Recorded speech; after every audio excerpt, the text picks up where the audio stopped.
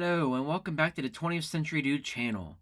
If you stumbled upon this video, then you probably have just watched Art Class Part 2 and are probably confused on what the heck is actually going on. And thankfully there's a video here to explain every single little detail so you can figure out how everything pieces together. Before watching this video, you might want to watch Art Class Part 2 before beginning, otherwise, well, what are you doing really? Although it's recommended you really watch all the analog picture shorts at this point.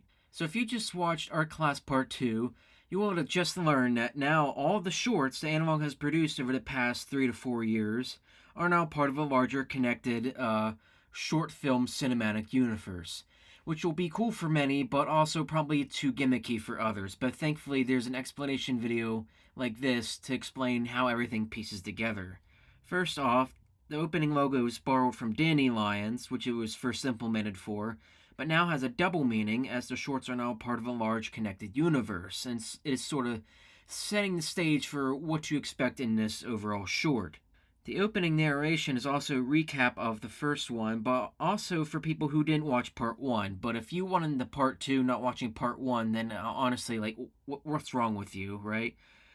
And it shows Chuck from the asset and a brief little flashback footage, which was a short film that was originally plotless and made after Art Class, but timeline-wise is now actually a prequel to Art Class, as Shuey and Charles are actually playing their same respective characters from Art Class 1 and 2.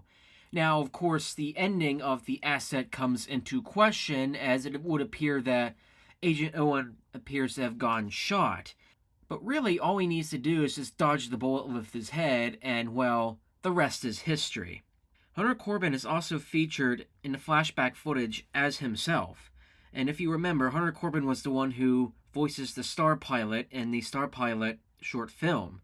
So in universe now, he actually exists as a voice actor who happened to voice that character for that specific short and was also Chuck's art student at one point. We also get a reveal that Riley Samuels from Dandelions was also one of Chuck's former art students, and that's not the only connections to Dandelions that Art Class Part 2 shares. In fact, in some ways, Art Class Part 2 is not just Art Class 2, it's also Dandelions 2, if you really think about it. Then we move forward to Agent Owen, who's quitting because he feels like he has better things to do and doesn't take Chuck too seriously at all. But he also has his own little emotional problems going on, which is what's revealed later. It's also revealed that he has a twin brother, so to speak, so the gimmick in Art Class 1, where there's actually two Shueys, actually now has purpose because they are actually both brothers. One just happens to be lazier than the other. Later we move forward to at home where the lazy dude is watching 3 different things on the TV. The first is the first scene from The Devil Drinks Decaf. We also hear the music from Nature in Spring at one point, and we also see the Starpilot albeit briefly.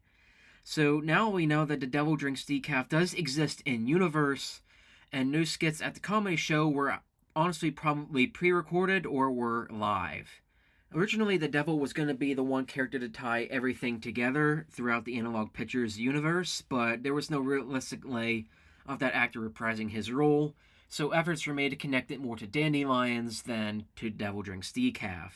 And it's nice to see things like the Starpilot. We see Hunter Corbin as a voice actor, voicing the character in a thing that one of the characters now later sees. The Nature in Spring short is probably a nature documentary of some sort, or some random crap channel that Lazy Dude happened to stumble upon.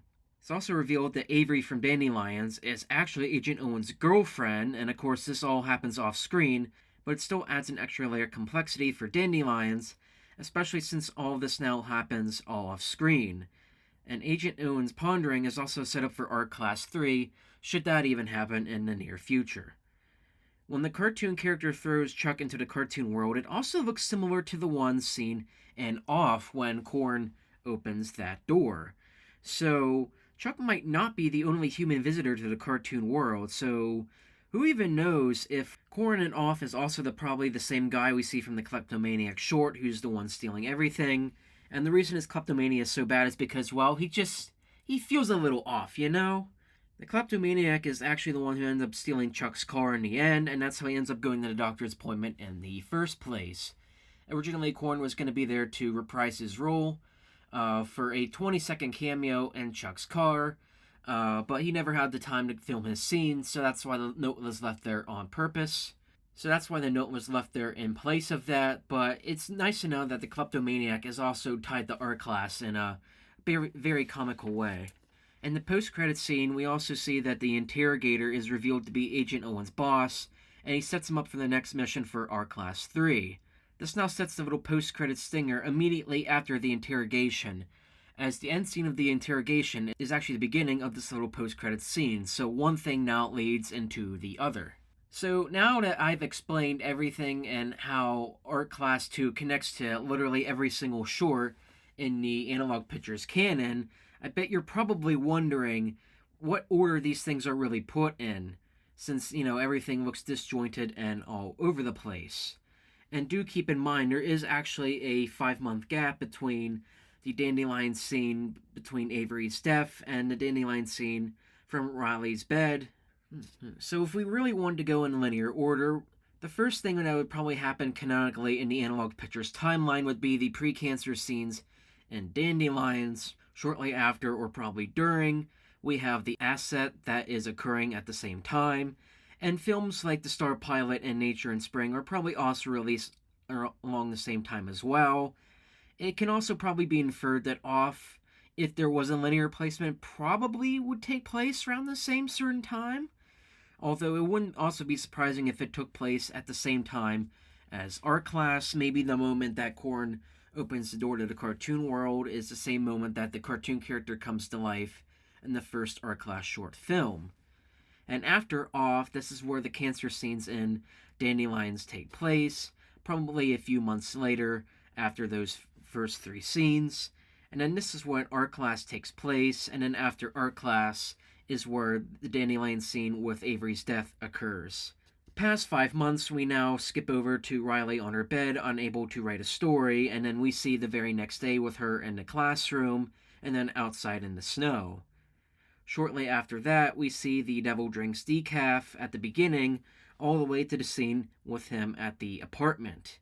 Around the same time, probably, the Dandelion scene with Tom and Riley occurs on her bed, and then the very next day, the Devil Drinks Decaf scene with the devil at the restaurant occurs.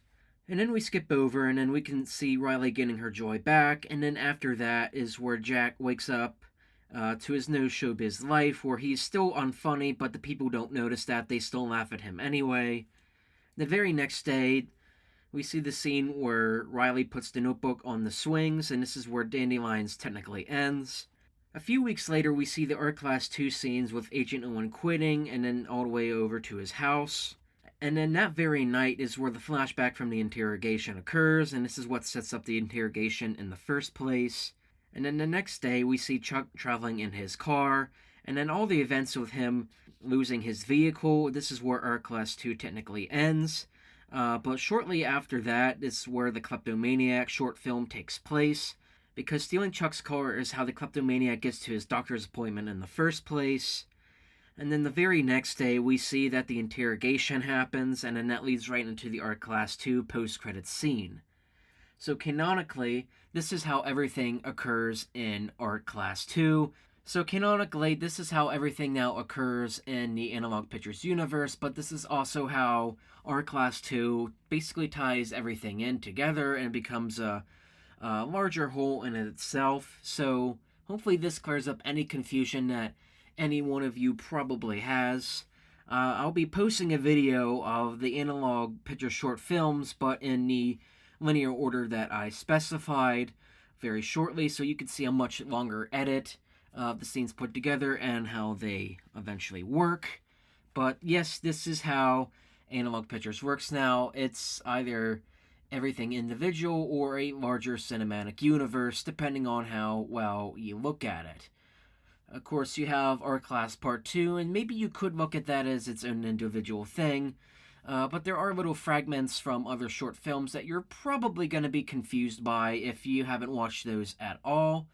So if you've just watched Art Class and just watched Art Class 2, you probably could get away with it, but it is recommended you probably watch the other films, especially something like Dandelions, which ties into this very heavily, and then the Interrogation, which is the thing that leads into the Art Class 2 post-credits scene anyway. So I hope you enjoyed my big explanation for how everything now works in Art Class 2. If you all were confused, stay tuned for more 20th Century Dude content and tune in next time. See ya.